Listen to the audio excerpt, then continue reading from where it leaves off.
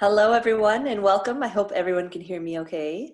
My name is Jill Johnson. I'm the Executive Director for ISQOLS, and we are really thrilled to have yet again another ISQOLS webinar.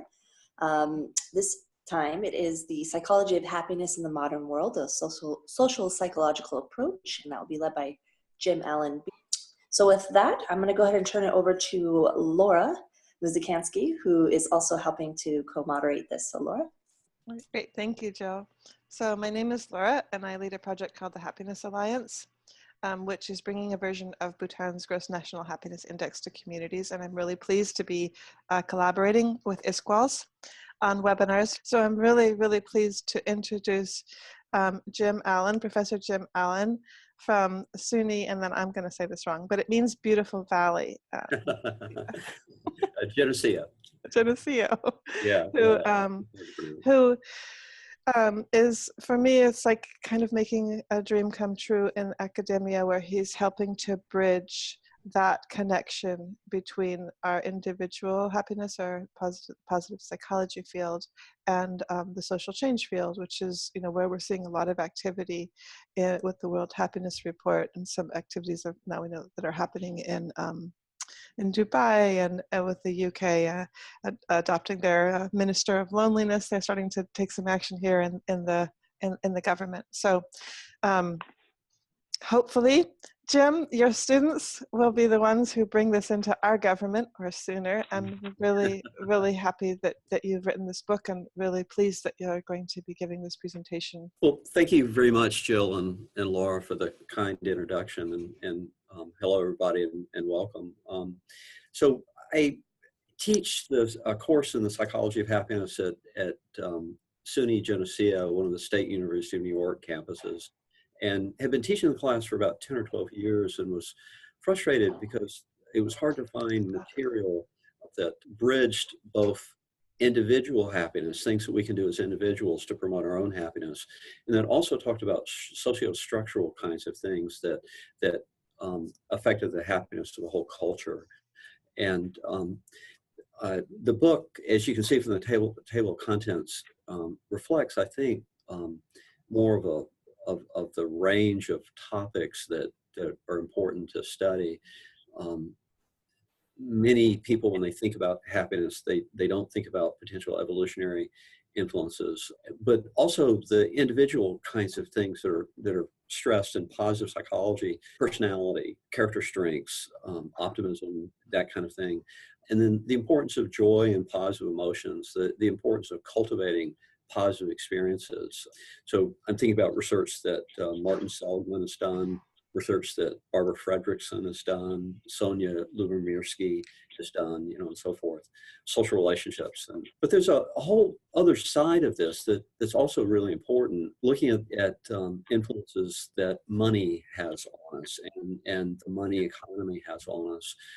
Materialism, materialistic cultural values, looking at how social norms about work, cultural norms about work influence our happiness, and similar for cultural and social norms about religion, and so forth. And then also talking about ways to enhance happiness, both from an individual perspective and from kind of a socio-structural perspective.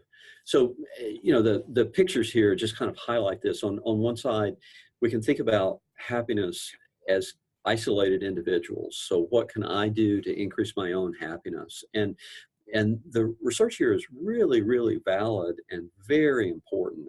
I'm not denigrating that research at all. Trying to cultivate positive emotions, trying to cultivate positive experiences, feeling gratitude, feeling optimistic, cultivating character strengths, cultivating social relationships, and so forth. Tremendously important, very strongly empirically validated. That traditional positive psychology approach is really important. On the other hand, though, we also are not isolated individuals. We live in a culture. We live with social norms and so forth. We live in socio-structural kinds of environments. So the way work is considered, the way religion is considered as a culture outside our own selves, the way the economy is set up, cultural norms about how important money is, how important it is to have things, and materialism and so forth.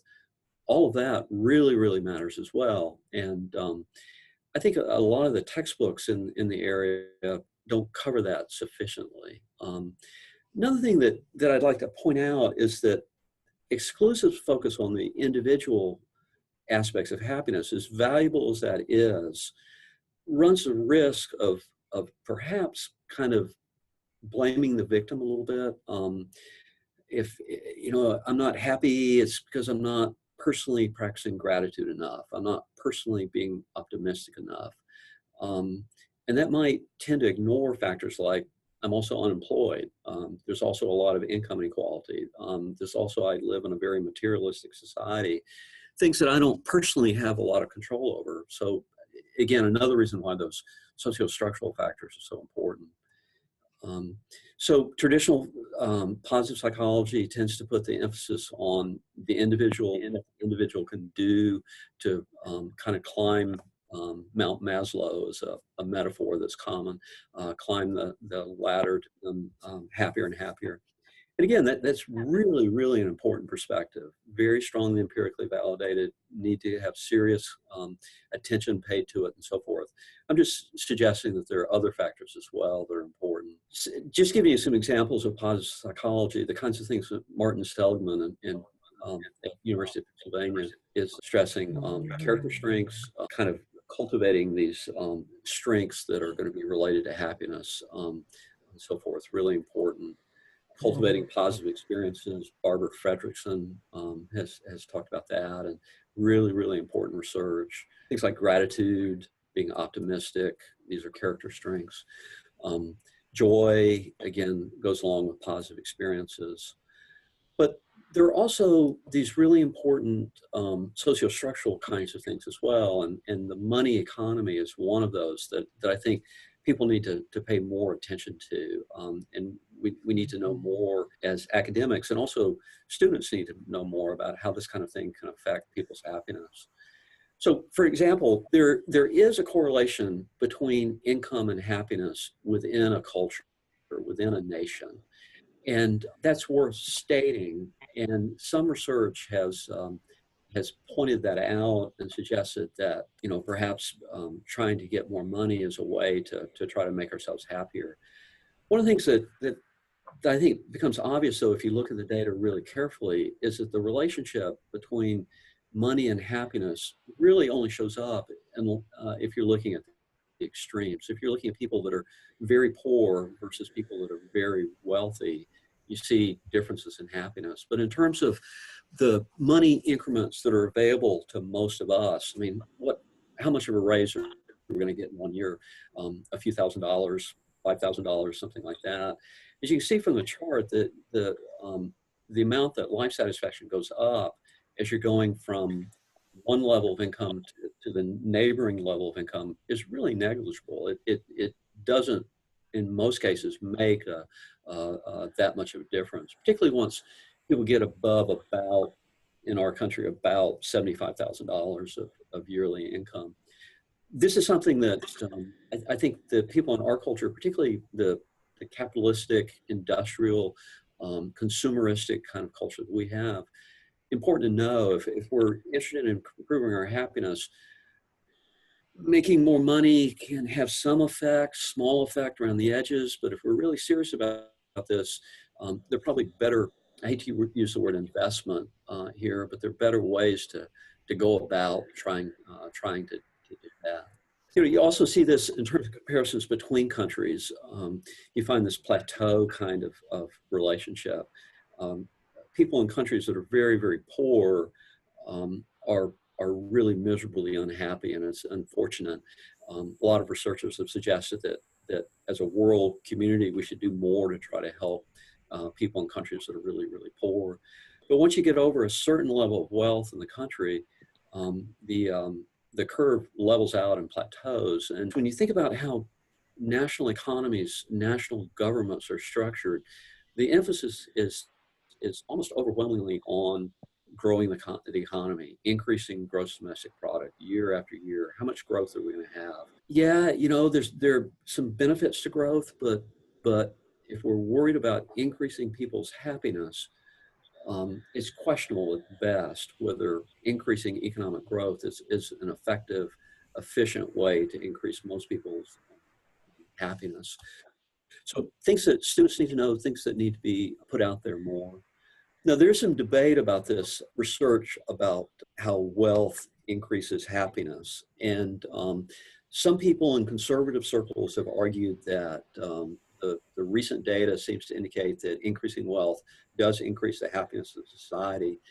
I don't want to get overly technical here, but what they've done is they've taken the log of incomes within a country. And there are very legitimate reasons to do this. It makes data behave better, fit statistical assumptions better. It can help statistical analyses. It can help interpretations in some ways. When these logs are taken, you get a straight line relationship or something approaching a straight line relationship between income and life satisfaction, suggesting that more income is always better. Income is always associated with more life satisfaction. The thing that's neglected here is that because the log is taken on the x-axis, any doubling in income is related to the same amount of change on the y-axis, life satisfaction. So for example, going from per capita income of $10,000 to $20,000, doubling per capita income, would have the same effect as doubling per capita income if it was at $100,000. So what you have to realize is you have to double the scores on the x-axis to get the same change on the y-axis. It might be a little bit easier to understand if we think about individual income, which is a similar kind of thing. If I'm making $10,000 and I want to, and my income increases to 20, I get an increment of increase in life satisfaction. If I'm making $100,000 and I want to get that same increment in life satisfaction, I again have to double my income. I have to double my income, in this case, to $200,000.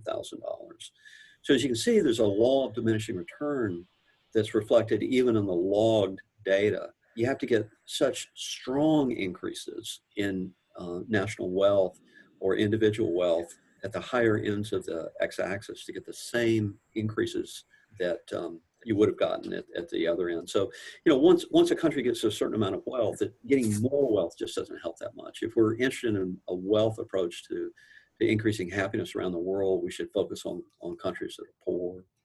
I mentioned income equality a little bit before, and I don't have a good slide to talk about income equality in general, but income inequality is another one of these sociostructural, cultural, economic variables that affects happiness. Countries with more income inequality tend to be less happy.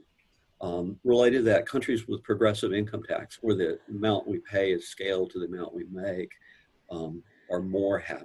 Really important economic and cultural factor that me as an individual, no matter how much gratitude I practice, I don't have direct control over that. Perhaps, though, we as citizens could recognize, and if happiness is important to us, we could think about factors like income inequality and economic growth and think, how important are these to our happiness, and what kinds of social policies should we think about engaging in?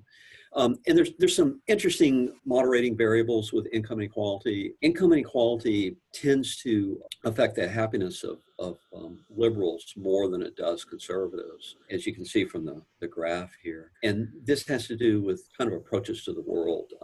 Liberals tend to be more interested in fairness and how everybody else is doing. Conservatives tend to be a little bit more individualistically focused. But even given this, research out of the UK by the Wilkinson and Pickett, the people that wrote the Spirit Level that many of you might be familiar with, indicate that income inequality overall lowers the happiness of everybody. They've got a bunch of social indicator measures that things like teenage birth rates are higher, murders and suicide rates are higher in unequal countries. So everybody, and not just liberals, their happiness is lower. Another, these sociostructural kinds of things that I think is really important is materialism. And researcher that many of you are familiar with, Dr. Tim Kasser, has been a pioneer in developing this line of research. And there are different ways to think of materialism. The way that I think of it is people value things, products, consumer goods more than they value relationships with other people, and that they they often use things, consumer products, as they use people as a way to kind of get the material products that they want. And of course, the thing about materialism is we want more and more and more. Lots and lots of really good research that says that a society, a culture that's oriented towards materialism is going to be a lot less happy. And one of the things that happens in these societies is that a culture that's oriented towards materialism is going to encourage values that are not conducive to happiness. They're going to encourage cultural values that are related to achievement, power, hedonism, these self-enhancing values. And it turns out that these self-enhancing values crowd out values that are more related to happiness, the self-transcendent values of universalism, benevolence, and so forth. So materialism is another of these socio-structural, economic kinds of things. Lots of offshoots of this that are really, really important. Materialism has effect on children. Children are taught to be consumers, and it affects their happiness, starting really early on in life. It affects motivation levels, so we're more motivated to achieve other people's goals rather than our own goals. It affects people's motivations, children's motivations for learning as well. Work is another area that I think is important to think about. Sociocultural norms about work and how that's related to happiness. So, for instance, we're all motivated to try to achieve career success. And there's some really interesting data about how career success is related to happiness. I'm jabbering on here for a long time, so I don't want to use up all my time. I'm going to kind of go through this quickly, but if anybody wants to discuss it, I'd be glad to come back to it. Overall, there is a positive relationship between career success and life satisfaction and happiness, but it's small. If we're really interested in increasing our happiness, there are more efficient ways to increase our happiness. And in fact, some of the paths that suggest that connect career success with life satisfaction are negative. And that seems to be that if we're really oriented towards improving our career, having a successful career, it takes us away from things that are more likely to make us happy, like family and so forth. In the diagram here, self-referent and other referent refers to we're thinking about ourselves in terms of our own internal goals, or thinking about ourselves in terms of goals that we believe that other people have. And those paths do make a positive contribution. The overall path is positive, but it's small. Again, if we're interested in being happy, there might be there are more efficient ways to increase happiness. Another thing that's really important is gender and work. Unfortunately, in the 21st century, women still work a second shift. They come home and have most of the responsibility for household labor. Lots of really, really interesting research showing how that wears on relationships and wears on people's happiness. A sociocultural kind of thing that we could think about in terms of happiness is we could think about our norms about gender, household labor, work in general. If anybody's interested, I'd love to come back and talk more about this diagram and how that works. Related to that is norms about women's roles, and particularly their work roles. And there's really, really interesting research that indicates that women that have multiple roles, they're not just workers, they're not just wives, not just partners, they're not just mothers, they're not just friends, they're not just caretakers, but they've got more than the one role, are happier. Now, of course, the quality of those roles matter. The quality of the work life that the woman has matters a lot. The quality of the married life or the relationship life matters a lot. But overall, women that are in more than one role, that have multiple roles, tend to be happier. That's something that we as a society really might want to consider. If being happy is important to us as a society, should we reconsider some of the cultural norms that we've got that perhaps encourage women to seek out single roles of being a homemaker, a mother, a wife, and so forth. Religion is another really interesting area. Overall, religion promotes happiness. In general, people that are religious tend to be happy. But this also intersects or interacts with cultural norms about religion that are really important. In the interest of time, I won't go into a lot of detail about this, but religion is more helpful if the overall culture is religious. It's not as helpful if the overall culture is not as religious. You can see the straight line here. If the country is religious, then religion correlates with health a lot more than if the country is not religious. Again, the norms matter. It happens on an international level. It happens on a regional level there. It's fucking ridiculous. Here, also one of the things that's interesting is that religion matters more when people have difficult life circumstances, when people are poor, when they're stressed, when they feel anxiety and so forth. Religion is more helpful. Religion is not as helpful in countries that are more economically advanced and so forth. So again, all these cultural variables really matter. And then there are ways to enhance happiness.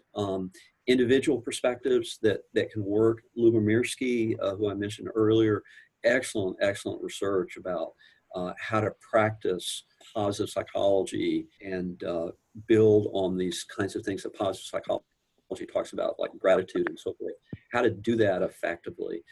It turns out that the way we do that kind of stuff matters, and it's really important that people know about this. But also, can we enhance national happiness?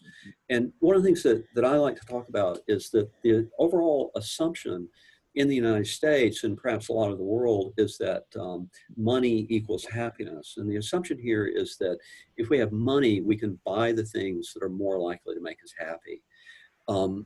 So Richard Layard, who's an economist, a prize-winning economist from the UK, has questioned that. And these quotes these are quotes that I have up here. Do economists have a clue?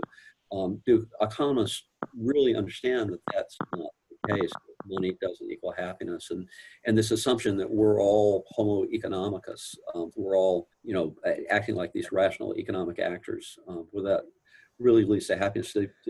Do economists realize that doesn't hold together very well empirically? Social policy, what can we do together to increase happiness? One of the things we can do is to measure well-being. That's certainly a start. And some of the stuff that Laura is talking about, I think, is really, really, really valuable. We can model social policy after countries that are happier. And here's a list of some of the characteristics of the happiest countries, and would be glad to come back and talk about these in more detail. Richard Easterlin, who's one of the first people, is an economist, one of the first people to look at this idea of economics and happiness way back in the early 1970s, suggests a social safety net and full employment as ways to increase happiness. And it'd be fun to talk about that in a lot of detail.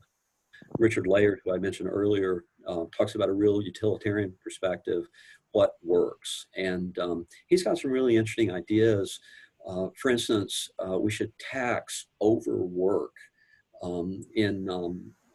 Layard talks about overwork, working too hard, as a pollution that disrupts our own individual happiness, and also disrupts the happiness of people around us. We should encourage people to spend more time with their families. We should encourage people to do other things. And when I say should, what I mean by that, what Layard means, is we should do this if we're interested in happiness. That's a value judgment. Perhaps we're not interested in happiness, but he's suggesting that if this is something that we're interested in, that's what we should. This is Tim Kasser. I'll go. Hi, Tim. Hi. So I wonder in particular, I don't know what the disciplinary background is of all the people on this webinar right now, or of ISQOLS in general, but I'm wondering what your experience is talking, let's just say, to social scientists who aren't economists, about efforts to bring this work beyond the personal and into the political and into the social, and how social scientists who aren't economists are reacting to that. Because my own experience is oftentimes that people are kind of ambivalent about that. So I'm curious what your experience has been. Yeah, thanks, Tim, and thanks for being here today. Yeah, my experience when I talk to people about this is that they're much more interested in the traditional positive psychology sorts of stuff. It just seems to grab people's attention more strongly. And I should also say that I'm a pretty small time player. I don't rub elbows very often with the big names who are doing the research in the area.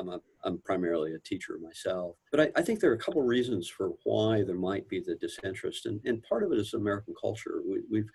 We've got a culture that is so individualistic and places so much emphasis on the individual's responsibility to kind of take care of themselves. And I think there might be some caution about this as well politically, because some of the things that are talked about on a more socio-structural basis correlate with leftist political views.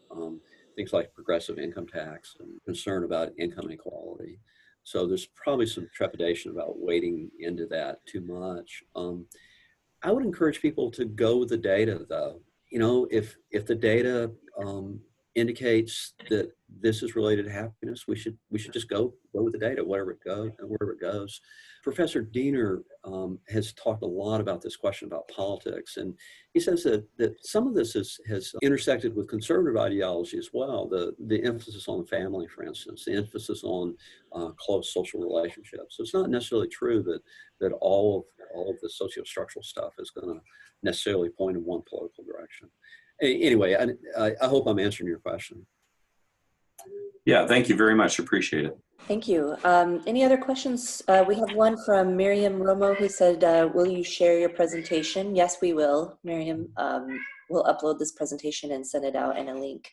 I have a couple of questions, Jim, and then we'll wrap it up. Sure. So you, in the slides about religion, my question about that is, does that contemplate people who define themselves as spiritual and not religious, or is that just like going to a temple or going to a church religion? Yeah, that's a really good question.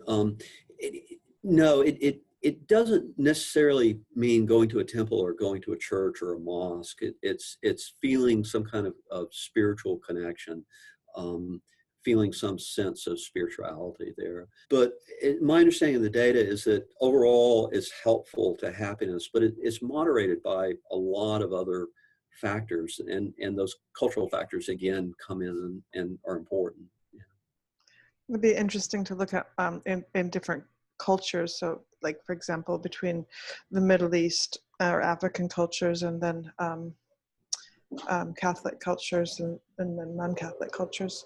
So I'm wondering, can you go to that, just to finish up, can you go to that one slide where it talks about the correlates of happiness and the one that had the directions, and you talked about family, and I'm wondering if you can explain that to us a little bit, because I've seen some research that says that having children, that probably does make you happy, but having children doesn't necessarily increase your happiness. So if you could go to that slide to explain that a little bit, and specifically around the children piece, I think that would be really helpful. And then we'll wrap it up. So yeah, that's a great question. The stuff about children is interesting. One of the things that's particularly interesting about children is that marriage satisfaction goes down pretty strongly at the appearance of children, and doesn't come back up until the last one leaves the house. So marriages take a beating when children are there. The research on life satisfaction and happiness is mixed, but a lot of that research says that life satisfaction and happiness increases having children. But there are a lot of moderators. If people have children, the circumstances we have children matter a lot. Older parents, people that have children later in life, tend to be happier than people that have children earlier in life. A certain amount of economic stability, as you might expect, matters. The quality of the relationship, as you might expect, matters, and so forth. So the research on happiness in general is a little bit mixed. The research on marital satisfaction is really clear that marital satisfaction goes down when people have children. Okay, so what this is looking at is on the left, career success. And you can, on the left, there's this oval career success at time 1 at the beginning of the study. So measuring the extent to which people are successful in their career. And this is controlling for the amount of hours people are working. And gender is also taken into consideration. And you notice there's a direct path, the minus 0.19, leading to the right to life satisfaction at time 2. Okay, so career success, 1 year, and then life satisfaction the next year. Career success has a direct and negative relationship to life satisfaction. The more career success people have, the lower their life satisfaction. On the other hand, though, there are also some mediated pathways to go up to the top, and I've lost a screen, but yeah, self-referent, and then down to the bottom, other referent, or those pathways are positive. The coefficients along those pathways are both positive. So career success has both positive impacts on life satisfaction and negative impacts on life satisfaction. So self-referent, we're thinking about ourselves in terms of accomplishing our personal goals. And career success increases life satisfaction because it gives us a sense that we're accomplishing our personal goals. And that, like I said, increases life satisfaction. It also increases life satisfaction because it makes us feel like we're doing well compared to other people. The combination of the two indirect paths that go through self-referent and other referent, the size of those two indirect paths are greater than the negative path going straight from career success to life satisfaction. So what that means is that overall career success makes us happier, but the effect is small. It's significant, but it's small. And if I'm really interested in increasing my happiness, the culture is telling me to be successful in my career, but that's not really good advice. I can make myself happier more effectively by doing other things. And one of those other things is concentrating on my family and cultivating these social relationships. They're also controlling for whether people are living with a partner, they're controlling for whether people have children and so forth. Is that answering the question? Yeah, thank you. I just wanted to direct everyone's attention to the group chat. I posted Dr. Ellen's book title, as well as a link to Amazon where you can find that book, The Psychology of Happiness in the Modern World, a Social Psychological Approach. If you're interested in purchasing that, there's the link. Thank you. Just a little plug for you. Yeah, you're nice. You're very nice. And then we have one last question. Sure. From Benito. Latin America has high levels of life satisfaction, but the economy is not as good as we would like, with high levels of inequality and some problems with security. Do you have any comments on this paradox?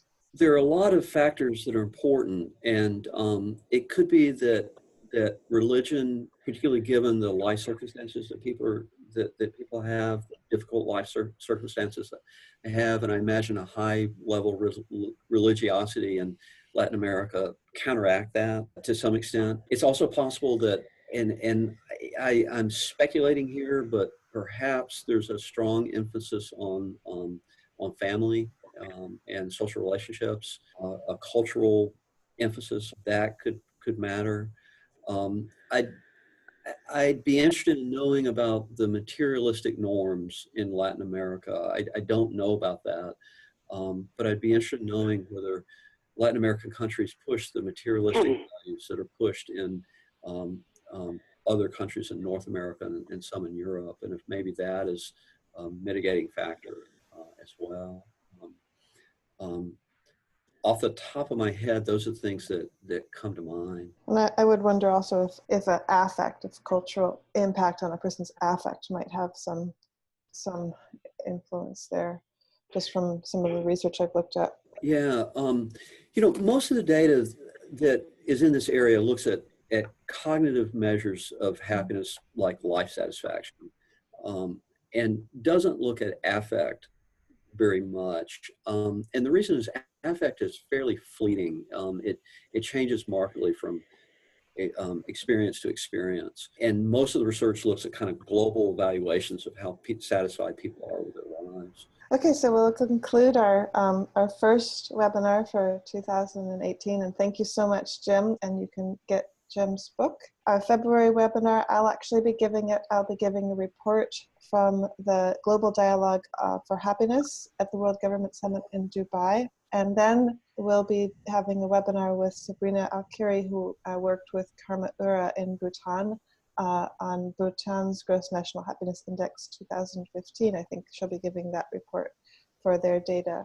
And we have other webinars lined up as well, including we'll have one featuring Jill, which is going to be great. Jill and Rhonda, who is the past president of ISQOLS, and some others. So thank you so much for attending this webinar. Again, if you are interested in having one about the work that you do or the work that you'd like to see somebody featured, please let Jill and myself know. You can contact us. So thanks a lot. Thanks so much, Jim.